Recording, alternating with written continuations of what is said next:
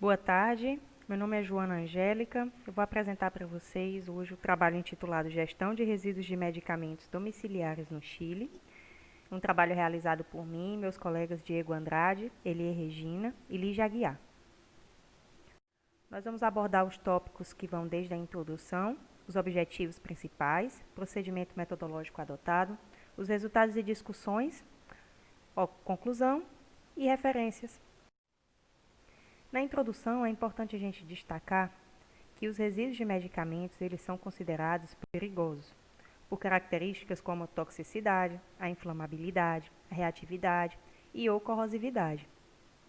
E a responsabilidade por esses resíduos ela é inerente aos seus geradores, como empresas privadas de saúde. Isso é estabelecido no Regulamento Sanitário sobre o Manejo de Resíduos Perigosos do Chile.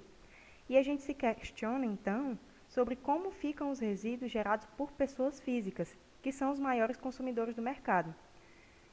Se a gente observar esse gráfico aqui do lado direito, que demonstra a porcentagem de vendas no mercado farmacêutico durante 2018, vocês veem em azul e em laranja a maior quantidade, 48%, que é o que é vendido pelas farmácias, maiores farmácias do Chile, que são a Cruz Verde, a Ahumada e a Salcobran, e 30% do setor público, ou seja, é o que consome os hospitais e as clínicas.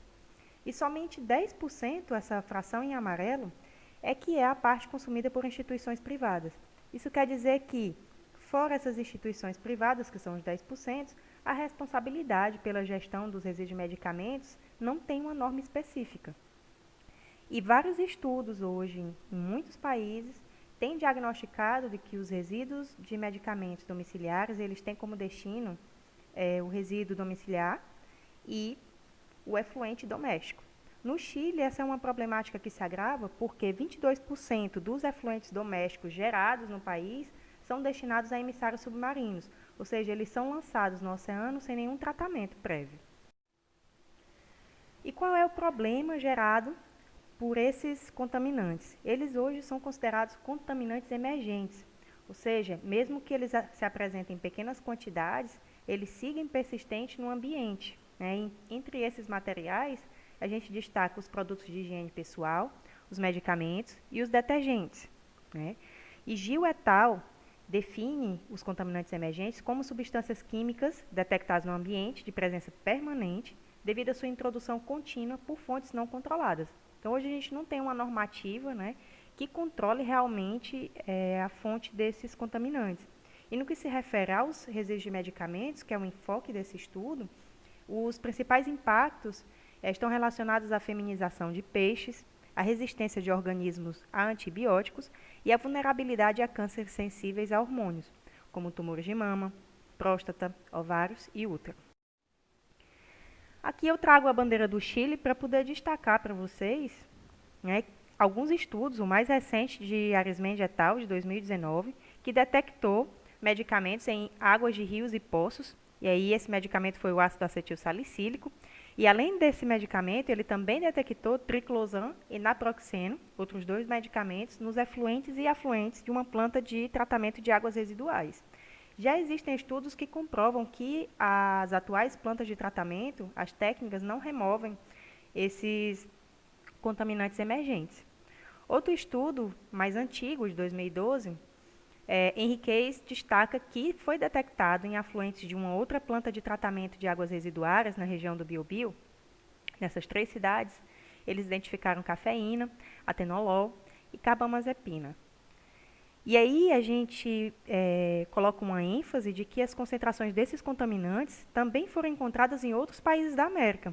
Isso destaca que esse é um problema não só local, mas interregional. Então, o nosso objetivo é principalmente conhecer as atuais medidas de gestão de resíduos de medicamentos domiciliares, no intuito de impulsar estudos vinculados à melhoria do sistema de gestão de fármacos em posse do consumidor final, e assim promover a redução dos impactos inerentes à sua disposição inadequada. Então, nós temos 2 focos aqui, tanto o normativo, do lado esquerdo, a gente tem essa figura representativa, como os sistemas de logística reversa, que hoje estão disponíveis à população para coletar esse tipo de material. A metodologia adotada, ela tem a finalidade descritiva. As nossas fontes de dados, elas são bibliográfica e documental. Isso quer dizer, a gente vai trabalhar tanto com uma fonte primária como com uma fonte secundária. E a forma de análise dos dados é qualitativa. Entre os nossos resultados e discussões, a gente dividiu tanto em normas como nas ferramentas de logística reversa. Para normas, foram identificadas normas de caráter preventivo e corretivo. E aí, no caráter preventivo, nós destacamos a Lei de Medicamentos, estabelecidas pelo Ministério da Saúde em 2014, no Chile. E aí, o foco preventivo dessa lei é a possibilidade da fragmentação do medicamento, do sequenciamento do medicamento de acordo com a necessidade do paciente. Então, se o paciente ele tem uma receita médica em que ele tem que consumir 8 comprimidos e na hora de comprar esse medicamento, a embalagem tem 20 comprimidos, ele pode solicitar o fracionamento desse medicamento em quantidades menores. Então, isso evita que o paciente armazene e depois descarte esse material sobrante. Né? Uma outra ferramenta dessa mesma lei é a farmácia itinerante. Então, a farmácia itinerante, ela disponibiliza medicamentos a comunidades distanciadas dos grandes centros urbanos. E essa mesma ferramenta poderia ser utilizada para disponibilizar a estas comunidades uma alternativa de descarte desses resíduos de medicamentos. Né? Atualmente ela não é aplicada, mas seria uma excelente opção. No caráter corretivo, né, do lado direito, a gente destaca o Marco para a Gestão de Resíduos, estabelecido pelo Ministério do Meio Ambiente em 2016. E aí a ferramenta que merece um destaque é a responsabilidade estendida do produtor, conhecida como REP. Né? Essa responsabilidade estendida, ela se baseia no princípio poluidor-pagador, e ela já é implementada aqui também no Brasil, né? E ela está voltada para alguns produtos prioritários, chamados PPs, como os pneus, as pilhas, baterias, óleo lubrificantes e eletrônicos. Em que se baseia essa ferramenta? Ela simplesmente estabelece que o produtor que disponibiliza no mercado um produto desse prioritário, ele é responsável por organizar e financiar um sistema de devolução desses materiais para que eles sejam reincorporados ao ciclo produtivo. E nesse sistema, o sistema de meio ambiente, né, de gestão ambiental, ele vai fiscalizar. O que a gente destaca nesse sentido, né, nesse viés? É que, infelizmente, os resíduos de medicamentos domiciliares não estão incluídos como um produto prioritário. Logo, não existe no Chile e em muitos outros países, não existe uma responsabilidade estendida do produtor para esse tipo de resíduo. Né?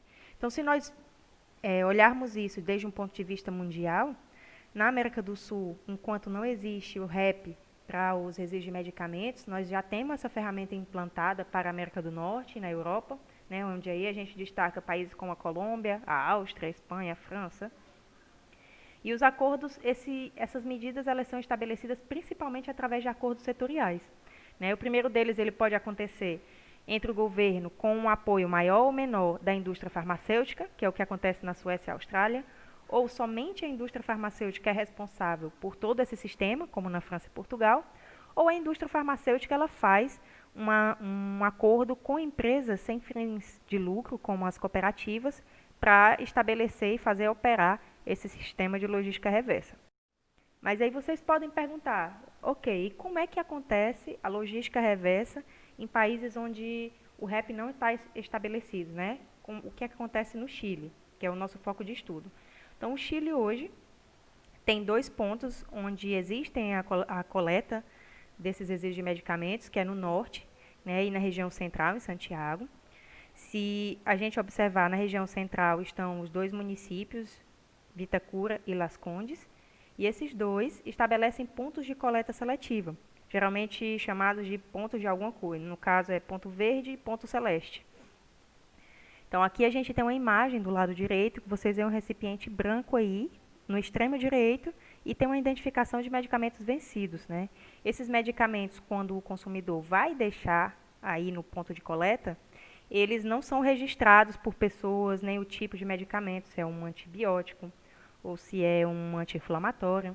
Né? Eles simplesmente coletam o material e destinam ele para incineração. Então a gente não sabe qual é o perfil desses resíduos de medicamentos. E essa também é uma problemática, porque isso dificulta a elegir, né, escolher uma forma de destinação final mais adequada para eles e mais vantajosa. Na quantidade de resíduos coletados por esse município, por Vitacura em 2013, que foram os únicos dados que a gente encontrou, a gente destaca que somente 2% corresponde aos resíduos de medicamentos. Isso é 1,8 tonelada de um total de 77,8 toneladas. Então, realmente, por quantidade ou por volume de resíduos, esse material não deveria ser um entrave, uma barreira grande para a instalação de medidas de gestão nos municípios. Se a gente olhar agora para o projeto, né, que foi feito no norte de coleta desses resíduos de medicamentos, ele surge através de uma universidade, por alunos do curso de Química e Farmácia, e eles conseguiram implementar pontos de coletas na comunidade COVIEF, com o apoio dos fundos da própria universidade, fundos em espanhol, mas quer dizer, né, com investimento, né, com recursos da própria universidade e da empresa, uma empresa mineradora da região. Em comparação com o Brasil, o que a gente pode dizer é que apenas uma das 29 universidades públicas do Chile surgiu com um projeto desse tipo recentemente, né, em 2018, enquanto no Brasil a gente já tem alternativas como essa desde 2010.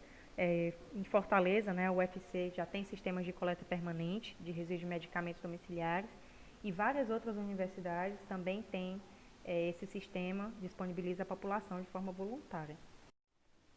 Quais são as conclusões que a gente tira desse trabalho, né? No que se refere às normas, realmente existem barreiras para a gestão do resíduo de medicamentos domiciliários. Entre elas, existem os fatores políticos e econômicos, como a não inclusão desses resíduos como produtos prioritários, e isso realmente dificulta os avanços em acordos setoriais para sua gestão.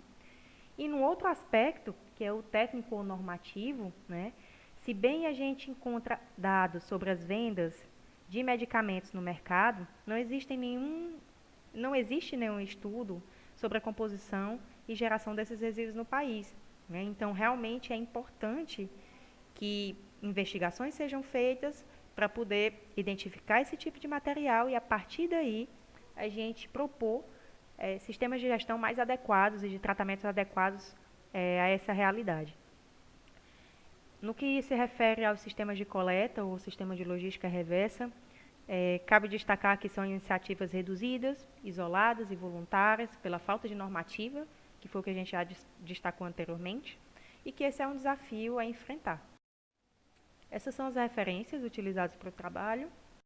Eu agradeço a atenção de todos e estamos à disposição para tirar qualquer dúvida. Muito obrigada.